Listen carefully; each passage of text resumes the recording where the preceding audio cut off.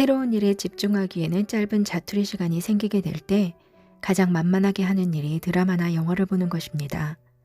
우연히 채널을 돌리다 보게 된 아주 예쁜 드라마가 바로 옷소매의 붉은 끝동.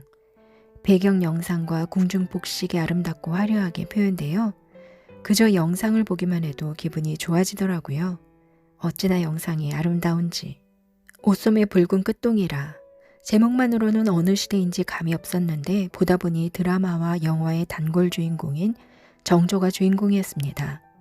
드라마 기본 정보를 보니 자신이 선택한 삶을 지키고자 한 궁녀와 사랑보다 나라가 우선이었던 제왕의 애절한 궁중 로맨스 기록이라고 되어 있네요.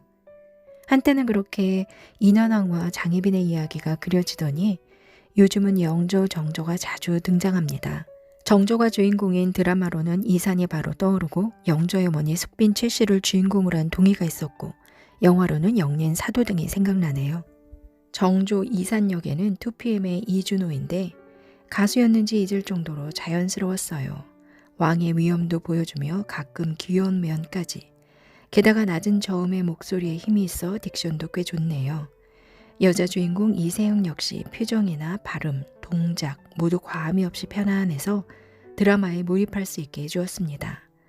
그런데 사실 이렇게 드라마 감상평을 하려고 한 것은 아니고 드라마 감상평을 할 만한 깜냥도 아니 되고 제가 하던 대로 유물에 대한 이야기를 해보려고 합니다. 10회 엔딩은 영조와 세손 이산의 대립이 극으로 치달았습니다. 왕의 잔치에 영조의 선왕인 경조의 죽음과 관련이 있는 음식이었던 게장과 생감이 올려지며 영조를 자극한 것이죠. 영조는 당장이라도 큰일을 낼 듯이 이산을 위협하면서 끝이 나는데 아휴 이렇게 엔딩이 되면 다음 회를 일주일을 또 어찌 기다립니까? 그러나 어쩌겠습니까? 뭔 뾰족한 수도 없으니 당연히 성라인이 이산을 구해줄 것이라는 기대로 기다리는 수밖에요. 일주일을 지나 11화가 되었어요. 처소에 갇힌 이산을 돕기 위해 고민하던 덕임에게 하늘의 기회가 내려왔습니다. 상궁계의 최고 권력자 제조상궁 조씨의 눈밖에나 갇혀있던 사도세자의 보모상궁이었던 박상궁이 자신을 도와준 덕임에게 단서를 주는데 바로 금등지사가 있다고 말을 해줍니다. 금등지사의 등은 봉하다라는 의미로 세상자로 봉한 문서라는 뜻인데 억울하거나 비밀스러운 일의 진실을 후세에 알릴 수 있는 비밀 문서라는 의미입니다. 서경의 기록 중에 주나라 무왕과 관계가 있어요.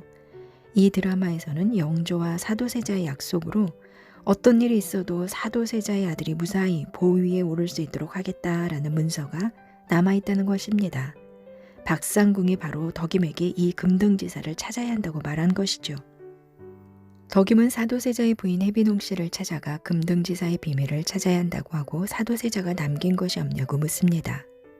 그렇게 해서 찾은 단서는 해비농 씨의 손가락에 끼던 반지에 새겨진 숫자 5, 그리고 덕임의 어깨에 새겨진 발글명, 그리고 박상궁이 가지고 있던 방한모 회양 안에 쓰인 봉우리 봉, 오명봉이라는 세 글자를 찾아냈는데 이 드라마를 보는 내내 이게 뭘까, 어떤 단서일까를 함께 고민해보게 되더라고요.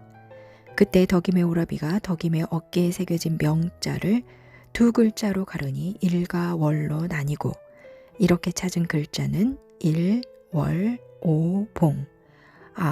일월오봉도에 금등지사가 있구나.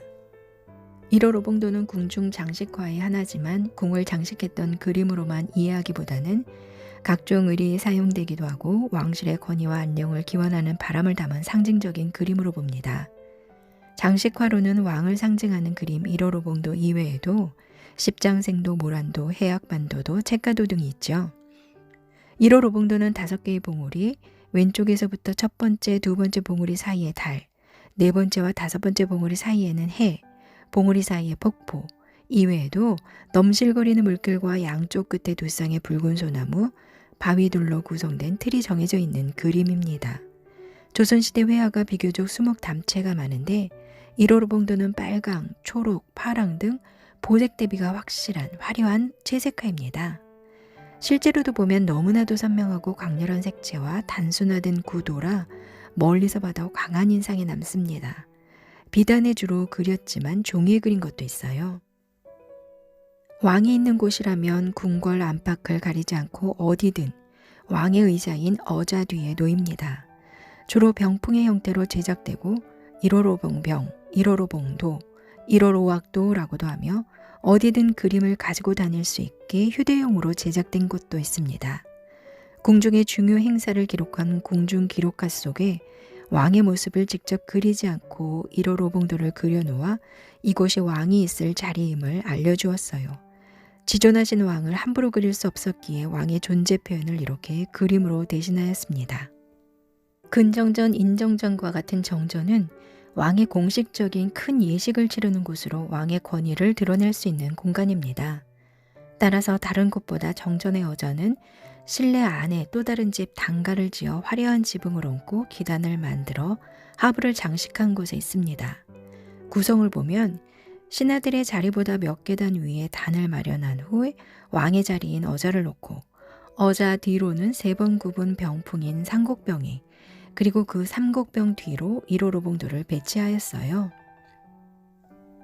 다시 드라마로 돌아와서 영조는 기억을 되살려 사도와 약조했던 문서를 1호로봉도에 숨겼음을 기억해내고 이 문서를 통해 이사는 폐쇄손이 될 위기를 넘기고 영조에 이어 정조로 등극하게 됩니다. 사극을 보다 보면 궁중북식이나 드라마 속의 배경으로 사용되는 소품들 중에 우리가 꼭 기억했으면 하는 유물들이 가끔 나옵니다. 뭐 눈엔 뭐만 보인다고 사극을 보면서도 사람들에게 알려주고 싶은 유물만 이렇게 눈에 들어오나 봅니다.